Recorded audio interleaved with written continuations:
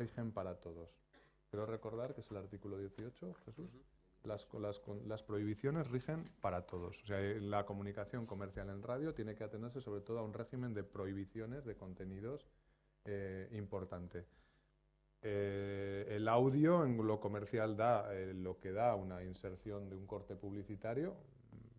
El audiovisual en publicidad tiene más matices, ¿no? Pero el audio puede tener sus matices, ¿eh? Podemos hablar del product placement, pues evidentemente todo el mundo está pensando la leche Kaiku o la Colacao o lo que sea que te lo colocan en el programa, me lo han colocado de canto, de lado, han metido a media pensión y no me he dado cuenta. Pero en la radio el concept placement existe. La colocación de conceptos o la colocación de según qué ideas es una cuestión también, digamos, no está tan vista, es mucho más sutil, pero cuidadito, hay normas de publicidad relativas a determinados mensajes subliminales que hay que tener en cuenta, ¿no? El régimen regulatorio. La radio es un servicio de interés general, eso es importante. Ya no estamos hablando de que esto es un servicio público para todo, ¿no? Porque antes, en la anterior regulación, todo era un servicio público, todo eran concesiones de servicio público.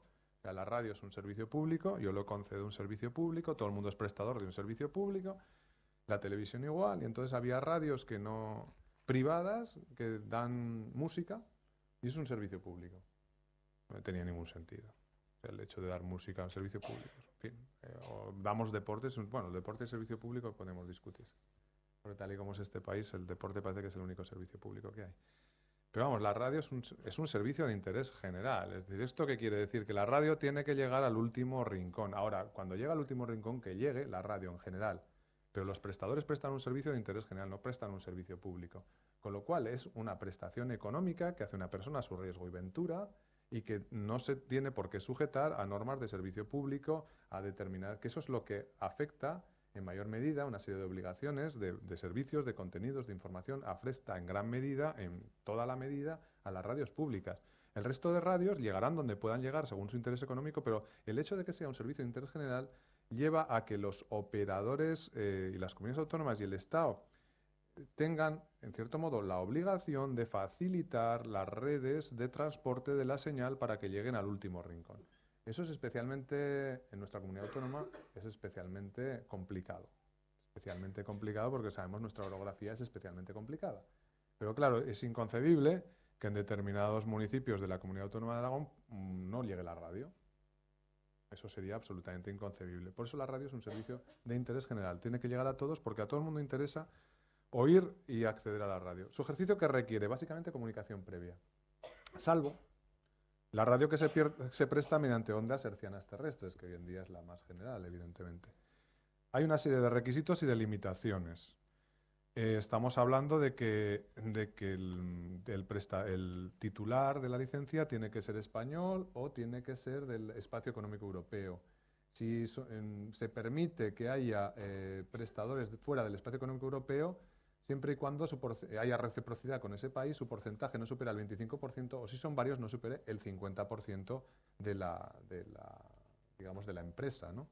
Puesto que lo que no se está buscando es que tenga una licencia un extranjero para emitir en España. Son 15 años renovables y transmisible, pero de determinadas limitaciones. Luego hay una serie de reglas de pluralismo. Centrándonos en esto, la licencia contra la comunicación fehaciente, como hemos dicho, la licencia es para lo que es, la otorga el gobierno si es de ámbito estatal y a onda media se señala expresamente que es del gobierno y comunidades autónomas, ámbito autonómico, las frecuencias moduladas van por la comunidad autónoma y luego se regula en la radio también, si hay varias personas con licencia, la posibilidad de que emitan en cadena. Es decir, teniendo licencias regulares, poder hacer una emisión en cadena. Ahora eso hay que comunicarlo. Cuando se llega a un acuerdo de emisión en cadena hay que comunicarlo y se inscribe. En cuanto al régimen jurídico de la licencia, se concede por concurso público, salvo que los que la tengan hasta ahora, evidentemente, van a haber transmutado su régimen de concesión a licencia, pero es lo que está, evidentemente, ahora habrá muchas transmutaciones de concesión a licencia, pero el régimen general es siempre concurso. Cuando haya alguna frecuencia libre hay que sacarla a concurso. ¿Y qué sucede? Que el concurso, la licencia, concede el uso del dominio público radioeléctrico, por el cual se paga una tasa. Yo por ahí digo que no existe la legalidad. ¿Existe la legalidad o la ilegalidad? La legalidad no. Todas las emisoras que no tienen licencia, que no han hecho una comunicación, que no tienen licencia y están emitiendo debiendo tener licencia, y usan el dominio público radioeléctrico y no pagan la tasa son abiertamente ilegales. Como decimos, 15 años renovables, los negocios jurídicos están sujetos, es decir, si voy a vender mi licencia de radio tengo que tener una autorización previa y las transmisiones y arrendamientos tienen toda esta serie de limitaciones. Solo pueden darse transcurridos 2 años, tiene que haber reciprocidad en el caso de que se trate de nacionales que no sean de la Unión Europea y existe una serie de limitaciones que no voy a referirme porque me acabaré comiendo todo el tiempo de la ponencia. La comunicación previa va a ser el régimen general, salvo para las ondas hercianas terrestres, con lo cual hasta que no se desarrollen todos los otros medios de transmisión, pues el régimen general va a ser el otro. Y simplemente es que queda todavía pendiente desarrollo reglamentario y sobre todo hay que regular cuando no surte efectos. Se dice que no surte efectos la comunicación previa cuando está pidiendo que le den servicio, o sea, que está comunicando que voy a montar una radio a una persona que tiene una serie de prohibiciones legales para hacerlo. Es muy limitado el tema de las prohibiciones. Por otra parte, se quiere garantizar el pluralismo en el mercado radiofónico. Y se establecen unas reglas para que una misma persona no controle más del 50%, en el caso del Estado, el 40%, en el caso de la comunidad autónoma, de licencias de su territorio. Es decir, que no se den aquí grandes grupos que controlen la totalidad de la audiencia. Y que una misma persona no puede controlar más de 1/3 del conjunto de licencias de cobertura estatal. A las emisoras autonómicas no se las tiene en cuenta a efectos de cómputo, porque se entiende que ya cumplen por sí mismas, tienen la obligación de pluralidad ínsita en sí mismas. ¿Cuál es el papel de la radio pública en España? Después de haber visto que en el mercado se establece una serie de licencias, se establece de control, sobre todo por el dominio público radioeléctrico, para que no haya problemas, y se establece una serie de reglas de pluralismo. El papel de la radio pública en España es el del servicio público, que es su objetivo y su finalidad, es la prestación del servicio público. Consiste en la prestación de canales en abierto que sean generalistas o temáticos. Ahí señalo en las imágenes las radios que hay, la Radio Nacional de España a nivel estatal y autonómico. Señalo también, evidentemente, aquí Aragón Radio. Y el servicio público, que es un servicio que cubre, digamos, las necesidades de los ciudadanos a nivel informativo, a nivel de cultural, a nivel de cadenas temáticas de interés y que tiene que llegar a todos los rincones del territorio que tiene encomendado. Ahora el servicio público se define sus objetivos a través de una financiación mediante contrato programa, donde las cortes de cada territorio señalan cuáles son los objetivos y la financiación para las obligaciones de servicio público. Y tiene una serie de límites los prestadores. La participación en emisoras privadas no pueden participar. No así la emisora privada, que sí que podría llegar a participar en la pública. La dirección editorial tiene que ser llevada a cabo por un órgano plural. Es una cuestión que habrá que seguir elaborando y trabajando en ella, a ver qué es esto del órgano plural, pero evidentemente quiere que haya una participación de las fuerzas políticas. Y la gestión dice con criterios empresariales. Ahí pongo una serie de unos interrogantes. ¿Qué son criterios empresariales en el sector público? Estamos siempre en la misma diatriba. El criterio empresarial es solo rentabilidad económica. El sector público tiene que tener una rentabilidad social, además de económica. No podemos hacer primar solo la rentabilidad económica sobre la social.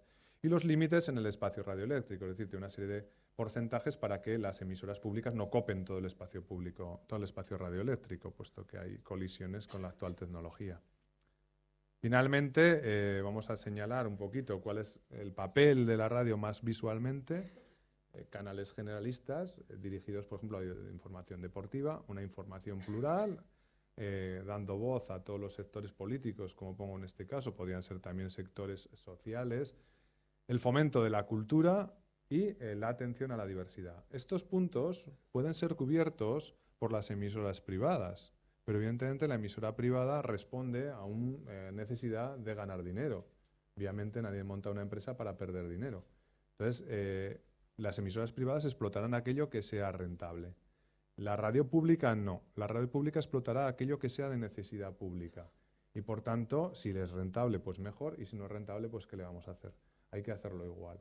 Con lo cual tiene que adaptarse a la audiencia, a las necesidades de la audiencia, pero también a aquellas audiencias minoritarias hay que darles el servicio que necesitan y que precisan. ¿Cuál es el papel de la radio pública? Básicamente atender a las minorías, atender a la diversidad, atender a la pluralidad y atender a su llegada a todas las partes del territorio que le tiene encomendado. Por eso yo considero, contra lo que muchas veces se dice, que el papel de la radio pública es fundamental.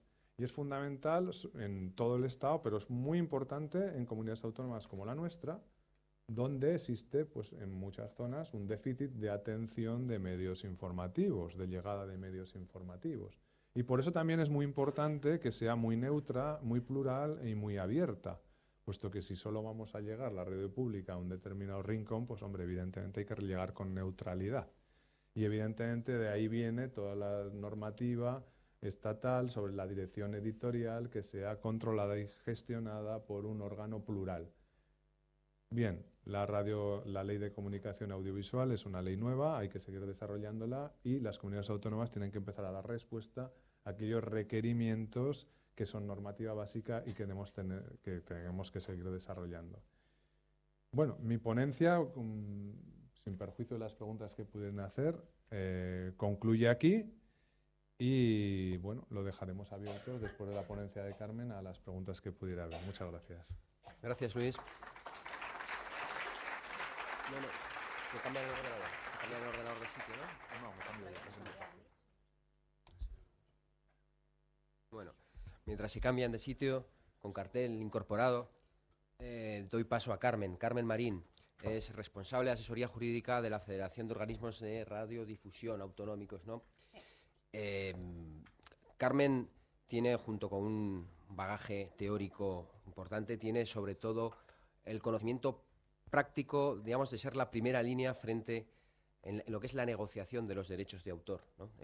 Ahí acudimos todas las televisiones cuando tenemos que negociar con las entidades de gestión, con estas grandes entidades, sobre todo SGAE, que para una televisión o para una, sobre todo, radio, que no son grandes, de una región no grande, pues puede incluso ser una negociación desde una posición de completa inferioridad. Ella nos asesora, nos ayuda, y yo creo que su aportación es indispensable pues para conocer lo que son los derechos y sobre todo lo que es la negociación, ¿no? La ceremonia de la negociación, que pueden durar 18 y 24 meses. Se puede estar negociando un convenio. Y más. Sí, se puede estar, y en una serie de reuniones, algunas con sentido, otras sin sentido. Bueno, normalmente lo segundo es lo que suele ser, ¿no? Y siempre pues cobijados y protegidos por Carmen, ¿no? Por eso yo creo que puede dar una visión distinta y práctica, pero con el necesario enfoque teórico. Gracias. Bueno, estoy abrumada, Jesús, después de esta presentación. No sé qué va a pensar el auditorio de mí.